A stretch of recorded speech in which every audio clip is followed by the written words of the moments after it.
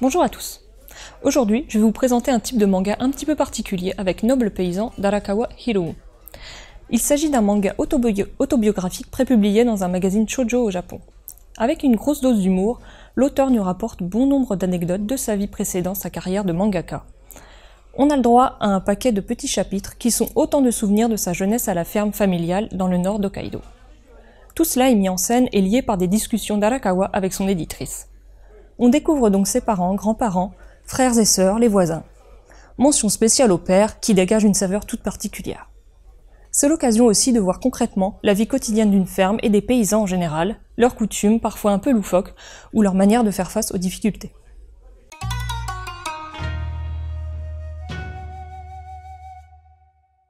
Le style du dessin est bien connu des fans de l'auteur, car il est similaire à celui des Yankama présents par exemple à la fin des volumes de Fullmetal Alchemist. Simple et sympathique, il va à l'essentiel, car ce qui compte vraiment c'est d'illustrer ce qu'Arakawa veut nous raconter. A noter que toute la famille Arakawa est représentée par le biais de son animal fétiche, la vache. Les autres personnages restent eux humains. La mise en case est elle aussi simpliste, rappelant également les codes des Yankama en plus long. Pas de fioritures donc, mais pas mal d'effets comiques, avec des déformations, exagérations dans les mouvements, etc. L'édition française est de bonne facture, avec quelques pages en couleur, le tout imprimé sur un papier de qualité. Le format est un peu plus grand que la taille des mangas classiques. Les jaquettes sont colorées et attirent l'œil.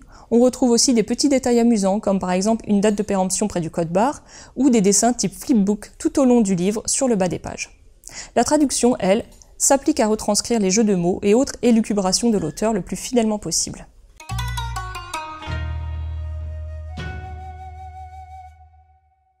Est-il utile de présenter Arakawa Hiromu ?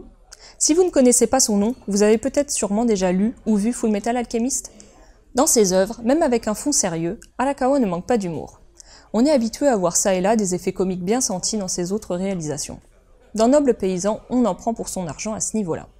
Les anecdotes sont bien amenées, avec ou sans exagération narrative de la part de l'auteur, ça on ne le sait pas. C'est une méthode qui marche. Arakawa s'est totalement approprié son média favori pour raconter ce qu'elle veut, comme elle veut.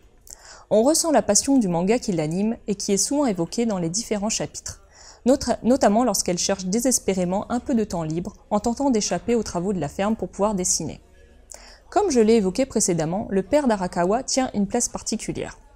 Il apparaît sympathique et ne manque pas de faire sourire, malgré ses agissements parfois pas tellement en accord avec la protection animale, on va dire. Si l'on met de côté sa prépublication en shoujo, ce manga s'adresse selon moi à tout type de public. Et on pourrait le rapprocher d'un gag manga. Il peut convenir à tous ceux qui connaissent l'auteur et apprécient son humour. Pour d'autres, qui aiment les histoires légères en rapport avec la campagne, ce sera l'occasion de découvrir Arakawa et sa vie trépidante. Voici ce que je peux vous conseiller en rapport avec Noble Paysan. Silver Spoon, un autre titre d'Arakawa qui traite également de la vie à la ferme, Dr Slump, de Toriyama Akira, pour son côté gag manga, et Harvest Moon, une série de jeux vidéo débutée sur la Super Famicom pour ceux qui veulent goûter au labeur du monde paysan.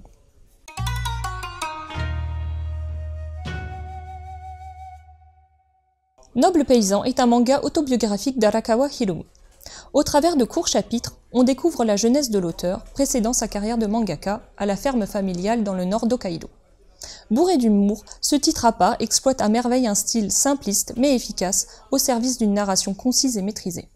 On ne s'ennuie pas en lisant Noble Paysan. On y apprend des coutumes de la vie champêtre au Japon, on suit des personnages pour certains hauts en couleur et pourtant réels, on découvre la vie atypique d'une mangaka à succès. Ne visant pas un public défini comme peuvent le faire les shoujo ou shonen classiques, ce titre pourrait passer entre les mailles du filet et ce serait pourtant bien dommage. Si vous voulez vous aussi découvrir la ferme Arakawa, Noble Paysan est disponible chez Kurokawa au prix de 9,10 €. Bonne lecture!